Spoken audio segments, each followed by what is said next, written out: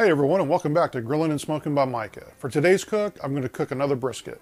But what's different about this brisket cook is I am not going to use any foil, and I'm going to be using the snake method. So while there's still just a little bit of daylight out here, I thought I'd come out here and show you how I'm going to get the grill set up. Let's get started. Okay everybody, to do the snake method, it's a lot easier if you use briquettes. And if you've watched my channel, you know that I normally don't use briquettes, but to do this, we're going to use them. So I just poured a pile in the middle of the grill here, and what you're going to do is start stacking them around the edge of the grill. Okay everybody, you can see how I've stacked it halfway around, and what I'm going to do is hopefully get me a drip pan that'll fit right here. Put the cooking rack on. We'll set the brisket kind of on this side.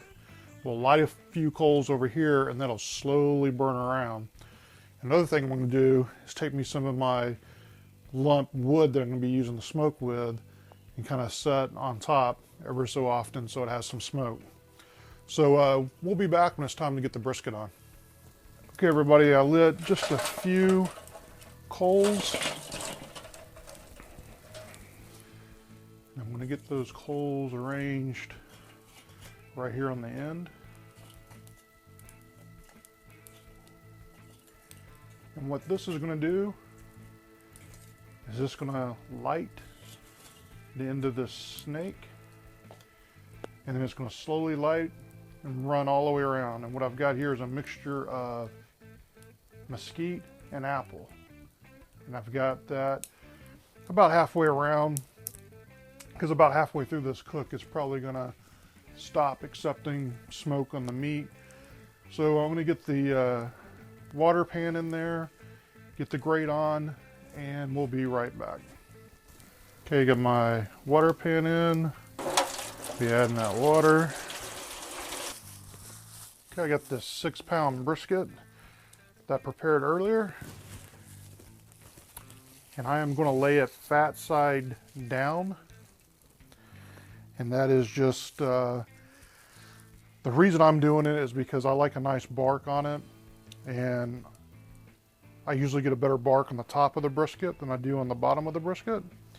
And if I had the fat on top, I would have basically the fatty part have the good bark on it, and I'm not going to eat the fat. So that's why I put fat side down, so I get a nice bark on top.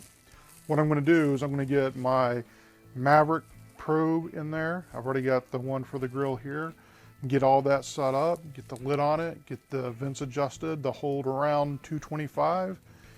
Keep an eye on it for about an hour, and then I'm going to go to bed and hope that when I wake up in the morning that this thing is done. Now I will have the Maverick and have the alarm set, so if something goes really wrong, like my fire goes out in the middle of the night or it gets really too hot, I'll know about it and I'll come out here and take care of things. Morning everyone. It is the next day. I put this on about 10:30 last night. I did stay up for a few hours just kind of keeping an eye on it.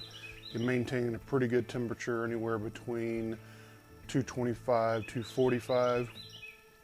So it is now just after 8 o'clock in the morning. I've not looked at it yet, so we're gonna see it for the first time together. Oh, that is looking good. And it looks like my snake pretty much is burned out. I'll need to get some more charcoal going to finish this thing off. I've got an internal temperature of about 158, so I've still got a little ways to go. So let me get some charcoal going and we'll be back in a bit. What I've done is here on the very end, you can see at the bottom of the screen, there was some charcoal that was still lit, so I've had the lid off for, gosh, it's maybe been 5, 6, 7 minutes. So you can see that's lit really good now with the lid off and it getting a lot of air. Put some more charcoal in, going back that way.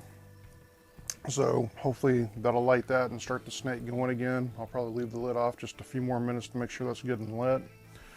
Again, like I said, the internal temperature Well, it's 1:56 now. So I am going to go ahead and let that light. We'll get the lid on it, get everything adjusted again, try to keep it around 225. And we'll be back to check on it here in a little bit. The Maverick is reading 194.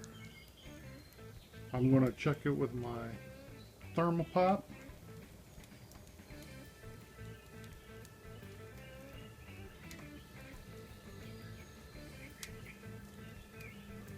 It's about 187.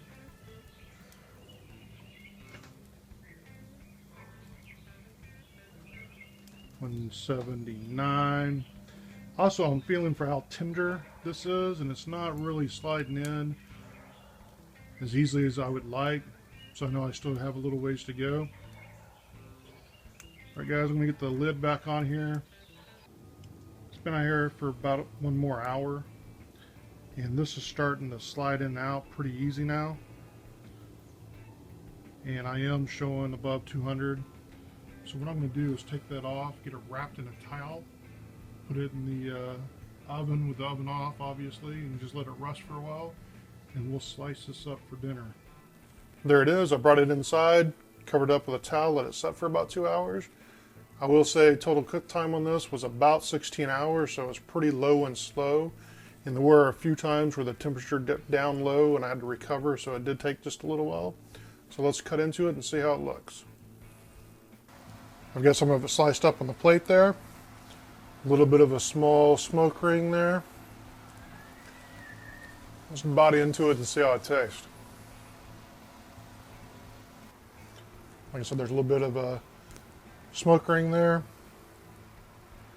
See how it pulls apart. Pulls apart okay. See how it tastes.